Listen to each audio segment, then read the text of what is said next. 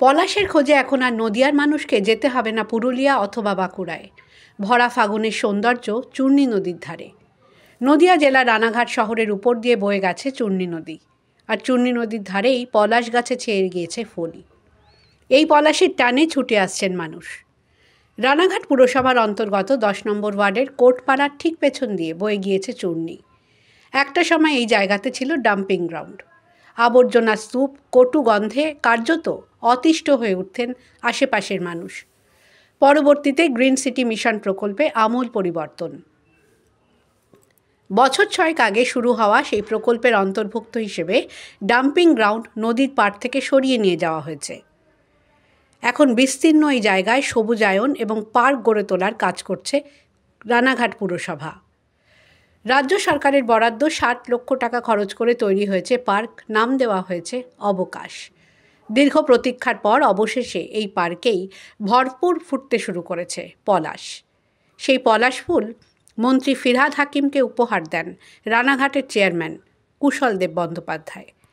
এই ফুল উপহার পেয়ে এক্স হ্যান্ডেলে শেয়ারও করেন মন্ত্রী ফিরহাদ হাকিম। মাননীয় মুখ্যমন্ত্রী মমতা বন্দ্যোপাধ্যায়ের সামনের প্রকল্প গ্রিন সিটি মিশনে আমরা অবকাশ পার্ক তৈরি করেছি। আরও পার্ক তৈরি হয়েছে, বিনোদিনী পার্ক রানাঘাটে আছে, যেটা সম্পূর্ণ খরচা মুখ্যমন্ত্রী তার নিজস্ব তহবিল থেকে দিয়েছিলেন। তা 100% অবদান হচ্ছে মাননীয় মুখ্যমন্ত্রী মমতা বন্দ্যোপাধ্যায় এবং আমাদের ডিপার্টমেন্ট অর্থাৎ পৌর নগরোন্নয়ন দপ্তরের মাননীয় মন্ত্রী ফিরহাদ হাকিম, তার মাধ্যমে এই টাকাটা এসেছিল, সেই কাজটা হয়েছিল। পরবর্তী ক্ষেত্রে আমি নিজে উদ্যোগ নিয়ে ওখানে পলাশ গাছ পুঁতেছিলাম এবং এটা আমার কাছে খুব শ্লাঘার বিষয়, আনন্দের বিষয়। এবং এটা নিয়ে আমাদের রানাঘাট শহরে আমরা খুব আনন্দিত যে ওখানে দুটো পলাশ গাছ একদম গাছ ভরে ফুল এসেছে। সবাই অন্তত পয়সার জন্য, সময়ের অভাবে কেউ বাঁকুড়া যেতে পারছে না, অযোধ্যায় যেতে পারছে না, পুরুলিয়ায় যেতে পারছে না, তারা পলাশের স্বাদ নেওয়ার জন্য, এই দৃষ্টিনন্দন শোভা উপভোগ করবার জন্য কিন্তু অবকাশ পার্কে আসতে পারে। এবং পলাশ গাছগুলো আমি নিজে জিরাট থেকে কিনে আনিয়ে আমি নিজে হাতে পুঁতি ওই গাছগুলো।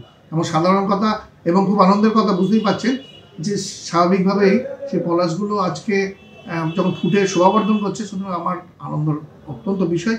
এটাই মাননীয় মন্ত্রীকে আমি উপহার দিয়েছিলাম, এক থালা পলাশ। শুধু তিনিও আপ্লুত, তিনি নিজের এক্স হ্যান্ডেলে এটা প্রচার করেছেন এবং রানাঘাট পৌরসভার উচ্ছ্বসিত প্রশংসা করেছেন। এটা দেখে যদি কারোর দুঃখ লাগতে পারে, কষ্ট লাগতে পারে, জ্বালা ধরতে পারে, আমাদের কিছু করার নেই। তারা ভান্ডল লাগাক বা জ্বালার জন্য বা বিটেক্স লাগাক। অনেকেই এখন এই অবকাশে আসছেন পলাশের টানে। এখানে আমাদের এখানে অবকাশ পার্কে এখানে একটা পলাশ গাছ আছে, তা ওখানে অনেক ফুল ফুটেছে। তা আমাদের রানাঘাটে চূর্ণী নদীর পাশে, তাই ওখানেই এখানে ঘুরতে এসেছিলাম, তাই দেখতে এসেছি ওখানে। পলাশ কোথায় দেখেছো? এর আগে শান্তিনিকেতন ওদিকে ঘুরতে গেছি, তখন দেখেছিলাম। তাই এখানে আমাদের রানাঘাটে যতক্ষণ হয়ে গেছে এখানে আছে, তাই এখানে দেখতে এসেছিলাম।